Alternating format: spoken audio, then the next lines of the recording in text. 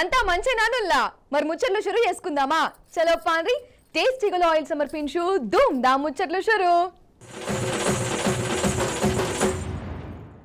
అరే అన్నట్టు చెప్పుడు మర్చినా మనకే పాలు సారొచ్చిండల్లా మన ముచ్చట్లకు లెక్కకైతే ఈ ముచ్చట నిన్ననే చెప్పాలే కానీ మాటలలో పడి మర్చిపోయినా అందుకే లేట్ అయినా లేటెస్ట్గా తెచ్చినా అన్నట్టు ఈ ముచ్చట చూసినాక మన ప్రధాని మోదీ సార్కు భయం అవ్వుడు ఖాయం నిద్ర కూడా పట్టనే పట్టది అంటే పాలన్న గంటగనం బెదరగొట్టిండు పాండ్రి మరి అసలు సంగతి ఏందో చూద్దాం మాటలు లేవు మాట్లాడుకోవటాలు లేవు పాలన మాట ఇందాం మనము వెనకసిరి మాట్లాడుకుందాం ఇప్పుడే బ్రేకింగ్ న్యూస్ విన్నాం ప్రైమ్ మినిస్టర్ నరేంద్ర మోదీ గారు సికింద్రాబాద్ నుంచి ఎంపీగా పోటీ చేస్తారని మోదీ గారు నిజంగా నేను మీకు ఛాలెంజ్ చేస్తున్నాను సికింద్రాబాద్లో కానీ లేదా మీ అదానీ స్టీల్ ప్లాంట్ కొనాలని 8 లక్షల కోట్లది 8,000 కోట్లకి అక్కడ కానీ మీరు పోటీ చేయండి నేను తప్పనిసరిగా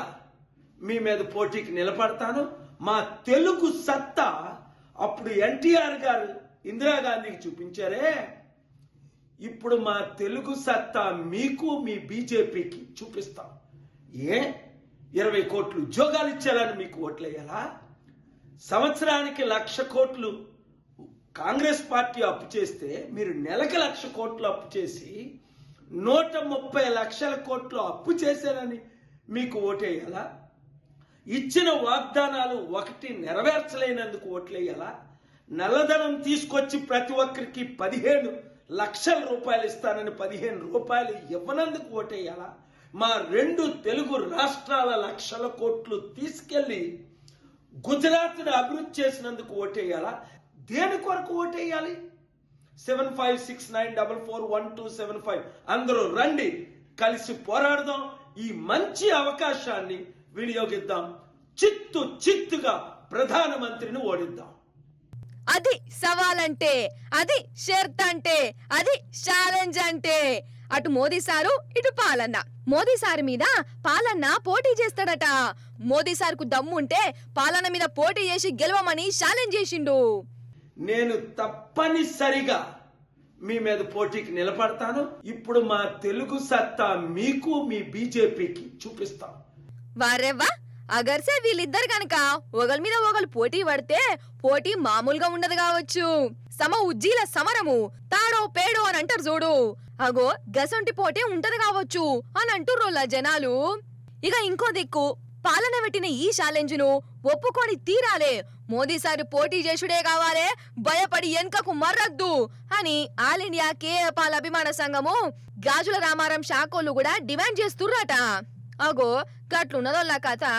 కానీ ఏ మాట కామటనొల్ల నమ్మకం అంటే కేపాలన్నదే పోన్రి జనాలు జోకర్ అన్నా పిససాయిలు అని తిట్టినా బనాయించినా షిడాయించినా తగ్గేదేలే అని ఇగో ఇట్లా దూసుకుపోతుంటాడు కదా ఇక కార్తీక మొడిచింది కదా చికెన్ రేట్లు కూడా పొడిచినాయి జర 4 రుచి దాకాలని కిలంత చికెన్ తెచ్చుకుందామని చికెన్ సెంటర్ కు పోతే అమ్మో సుక్కలు కనబడ్డాయోళ్ళ నాకు కోడి కూడా రేటు బాగా పెరిగింది కాదు మొన్న 4-5 రోజుల కిందట దాకా 160-170కి అమ్మిండ్రు ఇప్పుడేమో 240 దాటిందట అగో కోడి మళ్ళా కొండెక్కింది కాదోల్లా గదేనోల్లా కోడి కూర గురించి చెప్తున్నా ఈ బాయిలర్ కోడి మొన్నటి దాకానేమో 130-140 రూపాయలకే కిలో కొట్టించేది కదా ఇంకా అడిగితే కార్జా కూడా ఫ్రీగా ఇచ్చేది ఇప్పుడు కిలో కోడి కూర 240 అట కొన్ని జాగలల్లా 250-60 కూడా అమ్ముతుర్రు జుట్టు కోడి కూడా రేటు బాగానే ఉన్నదంటుర్రు ఒక్క 3 రోజులనే కథ అంతా మారిపోయింది ఎందుకయ్యా అంటే కార్తీక మాసం ఒడిచింది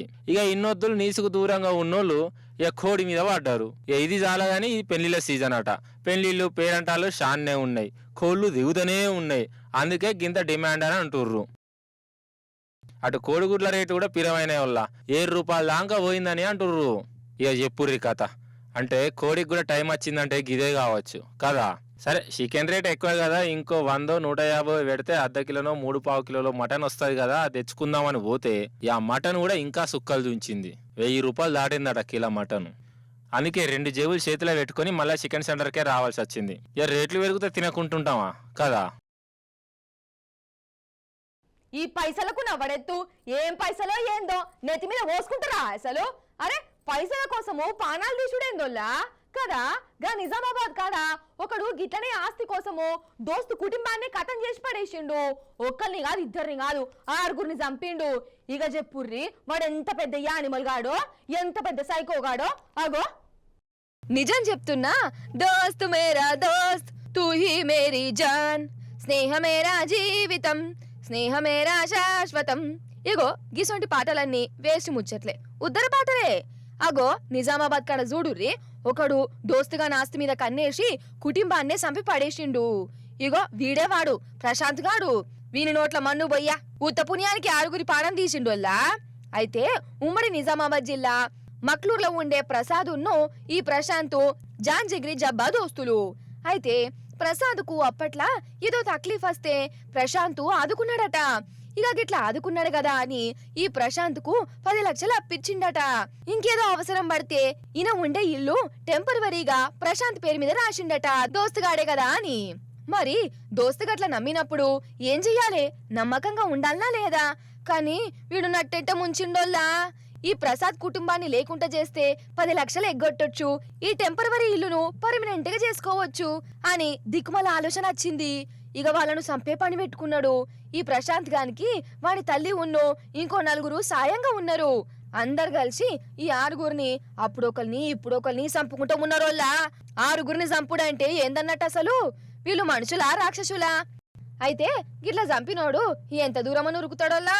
మన పోలీసు వాళ్ళకు దొరకనే దొరికిర్రు. ఎట్లా దొరికిర్రు? అసలు వీళ్ళు చేసిన ఘనకార్యం ఏంది? ఎట్లా చంపిర్రు? ఇవన్నీ ఎస్పీ మేడం చెప్పింది ఇనుర్రి. అప్పు తీసుకున్నాడు ఈ మెయిన్ అక్యూజ్డ్ ప్రశాంత్ దగ్గర నుంచి. ఈ డబ్బులు రిటర్న్ ఇవ్వడం కోసము ఆల్సో తన ఇల్లు ఒకటి ఉంది మక్లూరులోనే, అది గనక దాని మీద ఏదన్నా మార్ట్గేజ్ లోన్ పెడితే కొంచెం అప్పు కట్టచ్చు అండ్ డబ్బులు కూడా ఉంటాయనే ఉద్దేశంతో he has approached Prashanth A1. ఆ ఇల్లు నా పేరు మీద గనక రాస్తే నేను దాని మీద మార్ట్గేజ్ లోన్ పెట్టి ఈ అప్పు అండ్ ఇది కాకుండా అడిషనల్గా వచ్చిన డబ్బులు కూడా ఇస్తాను అని చెప్పడం జరిగింది. సో ఎలాగో ఆ ఊర్లో ఉండరు కాబట్టి ఆ ప్రాపర్టీ తన పేరు మీద చేయించుకుని ఇఫ్ ఈ ఎలిమినేట్స్ దిస్ హోల్ ఫ్యామిలీ ఆ ప్రాపర్టీ మొత్తం తనది అవుతుంది అనే ఉద్దేశంతో గత నెల అంటే నవంబర్ 29th నవంబర్ రోజు మన A1 ప్రసాద్ ఒక వేరే ఇద్దరు సహాయంతో, అంటే వంశీ అండ్ విష్ణు అనే వాళ్ళకి నేను ఇద్దరికి కలిపి ఒక 60,000 ఇస్తాను అని చెప్పి మక్లూర్ మండలంలోనే నియర్ బై ఉన్న ఫారెస్ట్లో అతన్ని తీసుకువెళ్ళి తాగించి కట్టెలతో రాళ్లతో కొట్టి చంపేయడం జరిగింది. సో వీళ్ళు కన్ఫెషన్లో చెప్తుంది ఏంటంటే అక్కడే నియర్ బై ప్లేస్లో పూడ్చిపెట్టాము అని చెప్పి. యాజ్ పర్ దేర్ ప్లాన్ ఈ ప్రసాద్ అనే ఆవిడ వాళ్ళ మదర్ని కూడా వాళ్ళకి చంపుదామనే ప్లాన్ ఉంది. Because one after the other అందరు ఫ్యామిలీ మెంబర్స్ని దేవర్ ఎలిమినేటింగ్. సో ఆగానట కానీ మనుషులు ఎట్లా తయారైతుర్రోలా అసలు రాను అసలు సాటి మనిషిని చంపుడేంది? ఈ పోరగాళ్ళు ఏమన్యాయం చేసిరని వాళ్ళని చంపిర్రు? కొంచెమన్నా జాలి దయ అనేది రాలేదా వీళ్లకు? అసలు నిద్ర ఎట్లా పట్టింది కావచ్చు వీళ్లకు? అన్యాయం పాడుగాను. అసలు వీళ్ళను ఏం చేసినా పాపం లేదు కదా. గిట్లనే అనిపిస్తుంది నాకైతే. అందుకే నాకు అప్పుడప్పుడు ఏమనిపిస్తుంది అంటే దోస్తుల నడుమ పైసల ముచ్చట ఉండద్దు, బదులు ఇయ్యద్దు, ఇచ్చి బద్నాం కావద్దు అని అనిపిస్తుంటది. కానీ ఏం చేద్దాం, మళ్ళా పాపం అనిపిస్తది. అవసరానికి ఆదుకోకుంటే ఎట్లా అని కూడా అనిపిస్తది కదా. ఇక గివ్వుల్లా ఎల్టి ముచ్చట్లు మళ్ళీ రేపు వచ్చినప్పుడు ఇంకిన్ని ముచ్చట్లు పట్టుకొని వస్తా. అప్పుడు దాకా చూస్తూనే ఉండండి టీ న్యూస్. టాటా.